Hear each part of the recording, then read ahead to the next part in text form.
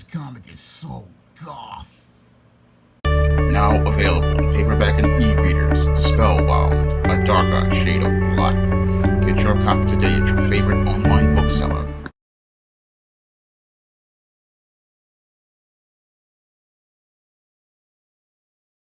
Before I get into this review of Our Lady of Crows #2, I wanted to give everyone some bad news regarding Spinsterella Goth Girl Summer.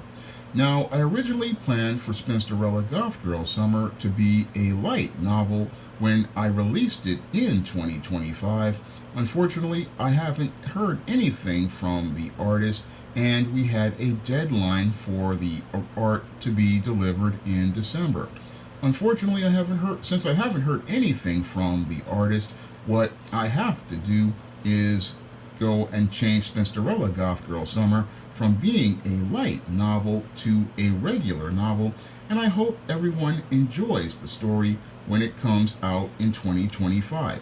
Now, I hate to change my whole vision for this novel, but when it comes to publishing, there are deadlines, and in order for you to be able to get a book to the marketplace, you need to have all the materials together in order to take a book to print before a certain date. So, since I could not get the art for Spinsterella Goth Girl Summer, I couldn't be able to go out here and work out the logistics like page layouts and things as related to getting a proof copy to take a look at in time to get the book out for the key periods as related to book sales, which are March, April, and May, and a little bit of June, because this is the prime time for people buying books. So since I can't get the art in time, I'm going to have to go and continue to publish this book without the art. Now, Spinsterella Goth Girl Summer is going to be a big book, and it basically is the book that fills in all the gaps between legendary Mag Matilda and Spinsterella and brings the entire Spinsterella world to a satisfying conclusion. And this book is going to be a big one at over 670 pages, so I hope you guys really look forward to Spinsterella Goth Girl Summer, and I can't wait to share that book with you next year. Now, Spinsterella Goth Girl Summer is a story about Matilda, a black goth, but this book, Our Lady of Crows, basically is so goth that it bleeds black, and since it bleeds black, it really is one of the best comics of 2024 and shows how much Corey Hardiman has grown in his craft as a writer. I mean, this is an absolutely fantastic story that captures the spirit of Ghost Rider and the Crow. And as I was reading Our Lady of Crows, it really reminded me so much of both of those concepts, the Crow and Ghost Rider, that this book was just a blast to read.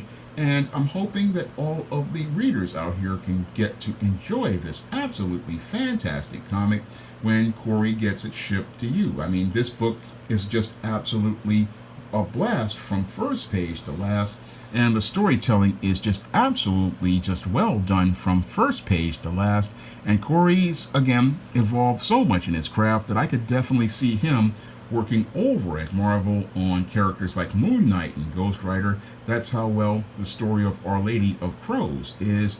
It's on that level of the same level of Marvel's supernatural heroes. And Dana is a character I'd love to see more of, because the second issue, as she goes on her quest for justice, as I see it, not vengeance, as related to the people who took her life, shows how much of a hero she is, even in death. Now, Corey, again, is a great writer, and the art by Flavio Rodriguez is just absolutely fantastic, and really reminds me a lot of the Green Lantern artist Daryl Banks. I mean, everything's just so dynamic here, and the colors by Lunio Alves just really pop, and the cover just is absolutely compelling. I mean, this cover is just fantastic for Our Lady of Crows' second issue, and basically has you excited for this book.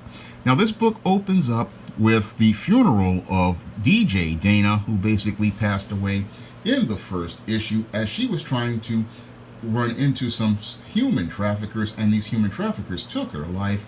And now Dana is back as a group of crows who are out here looking to go out here and meet justice as related to her murder. And as she's here, I mean, I love this first page, just absolutely first page, because it introduces us to Dana, the character, and her basically looking at her funeral.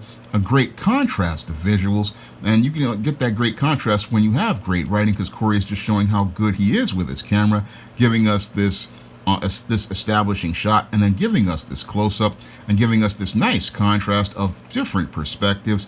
This is a fantastic opening page that draws us in. I mean, we get to see who the main character is of the story, which is Dana. We see her friends, and we see what she wants is, again, some justice and a little bit of being peeved as related to the injustice of her death, where she's watching her funeral as one of the crows that she is now a part of, and talks about how she wants to get some Nine Inch Nail lyrics because as a goth, this is Nine Inch Nails is a goth band. Just again, well done writing just in one page. And this first page, as she's watching her funeral, is one that really draws you in. And the second page is even better because it just shows how there's life after death. And as life after death, we have everybody leaving. And then we see her boss at the radio station, basically, again, he's looking to go home, and then eventually he runs into Dana. And as Matt runs into Dana, he gets freaked out. And he gets freaked out because he's seeing what he thinks is a ghost in Dana being there.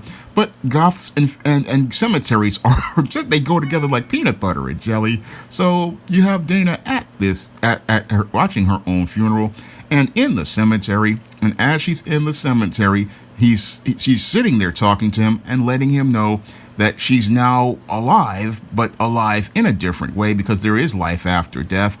And life after death, as she's now a part of the crows. And since she's a part of the crows, she's dealing with the whole thing of feeling completely different spiritually and feeling a little bit like she's starting to become disconnected as related to becoming this part of these crows. And as part of these crows, she's letting him know that, again, she's still around. And this is a great story point because this is something you can build on later on in the future. I mean, this is just, again, really solid storytelling because after she disperses into the crows, she lets him know that she's still alive. And that, again, is a great building point for stories in the future.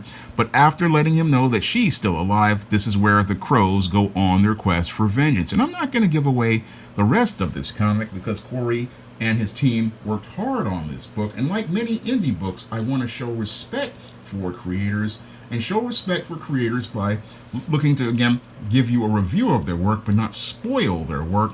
But let's just say that this murder of crows goes out here and participates in some murders in some very creative fashions as related to, again, meting out this vengeance or this justice, as I would believe it to be, because these people, again, the way they murdered Dana was reprehensible. And reading this story, again, takes me back to the days of the early 90s with the Dan Ketch Ghost Rider. I mean, I remember reading the Dan Ketch Ghost Rider, and the books were just absolutely fun. And Our Lady of Crows basically reminds me so much of Dan Ketch Ghost Rider and 1995's The Crow, and reminds me a lot of the kind of stuff that I would read about the goth subculture. I love how everything just flows so nicely in this book. Everything here is just exceptionally well done. And the second issue of Our Lady of Crows has me excited, hoping that Corey comes up with another Kickstarter, because I'm ready to put in my pledge for that third issue, because the second issue was absolutely fantastic, taking us further into the story of Dana as related to her becoming these crows and becoming a part of this murder of crows that allows to go out here and mete out justice, and also takes us deeper into this trafficking storyline and the villains behind this trafficking storyline and her quest for justice, and further takes us into the world where her DJ boss is now trying to find a way to honor her memory. Everything here is just well done, building on the elements of the first issue into a compelling second issue. And this book is just so great. I can highly recommend this book to everyone. And I wish Corey had a whole service that he could go out here and sell these books outside of Kickstarter so that he could continue to build up his readership. because everything here is so well done. I could definitely see this book doing well in a comic shop. I could see it doing well as one of the bad girl comics like I used to like that used to came out in the 90s, like Witchblade, Vampirella, Red Sonja, Lady Death, and I could see Dana being on that level. I could also see Sister Mercy being on that level, to the point where we could get some loose collector action figures. I mean, these characters are just absolutely fantastic, and Corey has again done an absolutely great job on this book, and just absolutely fantastic job on this book. And this is one of the best comics of 2024. One of those comics that comics YouTube just doesn't talk about because they're too busy complaining about Marvel and DC. But there are so many great books out here outside of Marvel and DC. And instead of going out here and complaining about those books, I want to see more people pick up great books like Our Lady of Crows, one of the most goth comics I have ever read. I mean, this comic is so goth, man, just so totally goth.